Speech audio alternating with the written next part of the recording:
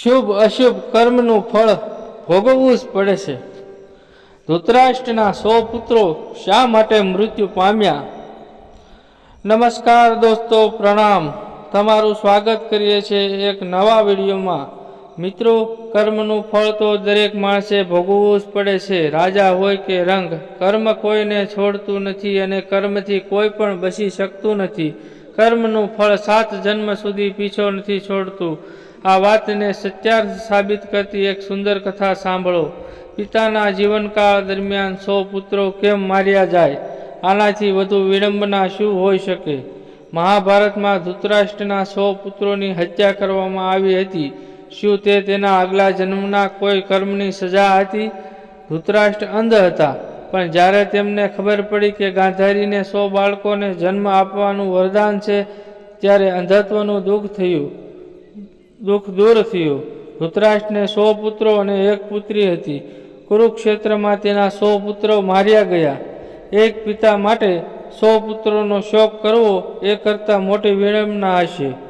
અર્જુન ઉપરાંત સંજય અને ધૃતરાષ્ટ્રે પણ ભગવાન કૃષ્ણ દ્વારા આપવામાં આવેલ ગીતાનો સંદેશો સાંભળ્યો હતો. તેમાં ભગવાને કહ્યું હતું કે બધું પૂર્વ નિર્ધારિત છે. દરેકને તેમના ભૂતકાળના કર્મોની સજા ભોગવવી પડશે. ધૃતરાષ્ટ્રને એ વાત યાદ આવી.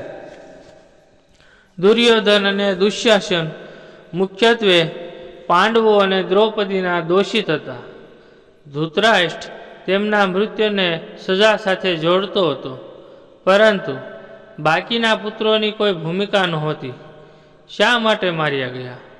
આ પ્રશ્ન ધૃતરાષ્ટ્રને પરેશાન કરતો હતો. મહાભારત યુદ્ધના અંતે ધૃતરાષ્ટ્રે શ્રી કૃષ્ણને પૂછ્યું, હું અંધ જન્મ્યો હતો, મારા 100 પુત્રો માર્યા ગયા હતા. ભગવાન, મેં એવું શું પાપ કર્યું છે કે મને આ સજા મળી રહી છે?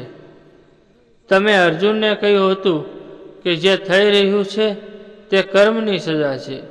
મારા અંધત્વ અને 100 પુત્રોના મૃત્યુ પાછળનું કારણ શું છે? કૃપા કરીને મને આ જણાવો.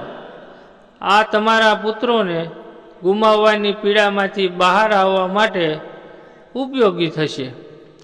શ્રી કૃષ્ણ બોલ્યા, મહારાજ ધૃતરાષ્ટ્ર, તમે સાચું જ સાંભળ્યું. કર્મની સજા ભોગવવી પડે છે. તેમાંથી કોઈને પણ બાકાત નથી. રાજાઓ અને શક્તિશાળી લોકોને ખાસ કરીને તેમના કાર્યોની સજા ભોગવવી પડે છે.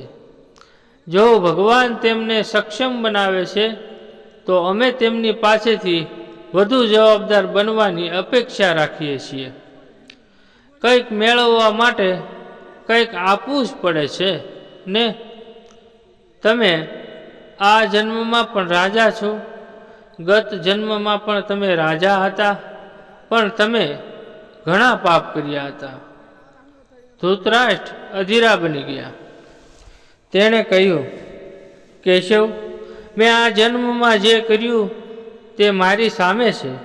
એક રાજા અને મોટા પરિવારના વડા હોવાને કારણે મેં વિચાર્યું કે તે યોગ્ય છે. હું પૂર્વજન્મનું રહસ્ય જાણવા ઉત્સુક છું. કૃપા કરીને રહસ્ય જણાવો કે એવું શું પાપ હતું કે હું અંધ બની ગયો અને 100 પુત્રો ગુમાવ્યા? ભગવાન કૃષ્ણએ ધૃતરાષ્ટ્રને તેમના પૂર્વજન્મની યાદ અપાવવાનું શરૂ કર્યું. તેમને આગલા જન્મમાં લઈ ગયા.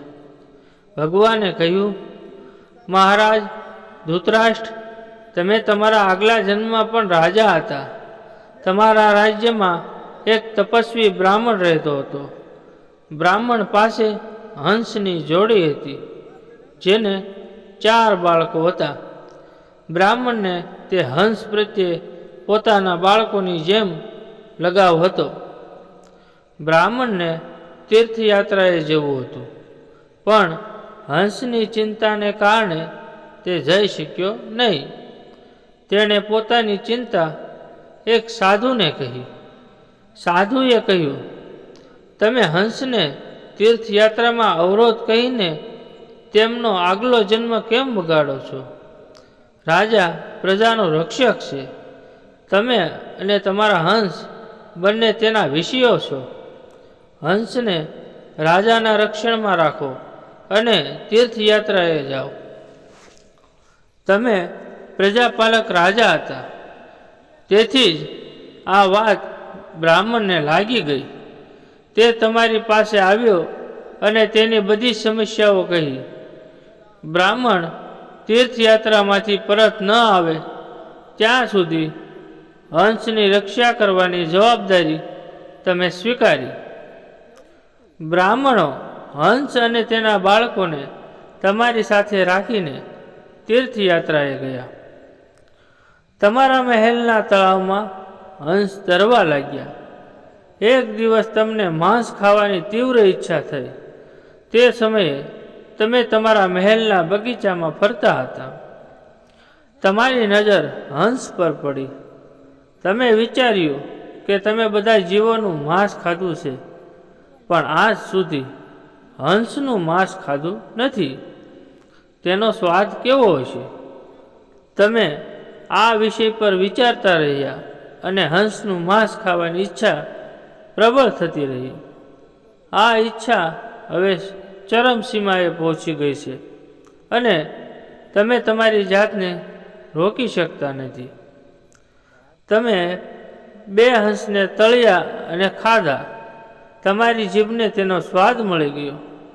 હંસને એક પછી એક 100 બાળકોનો જન્મ થયો. તમે બધાને ખાતા ગયા.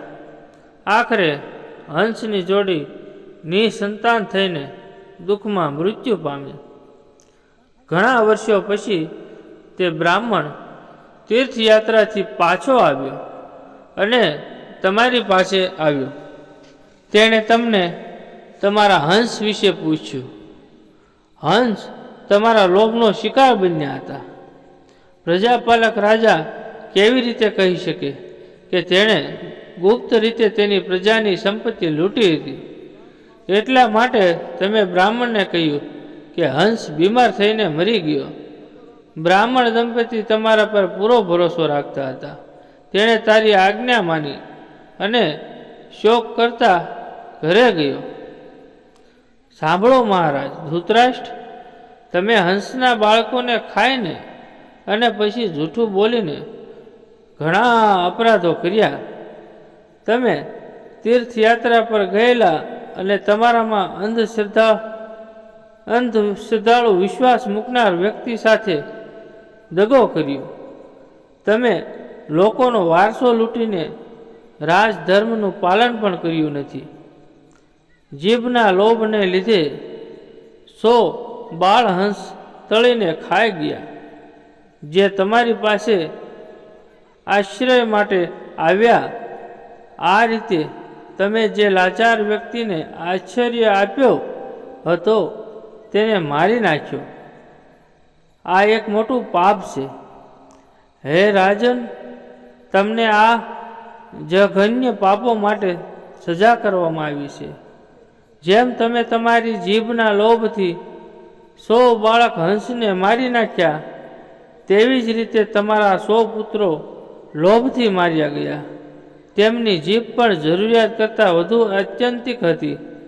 તમે તીર્થયાત્રી સાથે ખોટું બોલ્યા, જેણે તમારા પર આંધળો વિશ્વાસ કર્યો અને રાજધર્મનું પાલન કર્યું નહીં. જો કોઈ વ્યક્તિ આંધળો વિશ્વાસ કરે છે તો તેનો વિશ્વાસ ક્યારેય તૂટવો જોઈએ નહીં.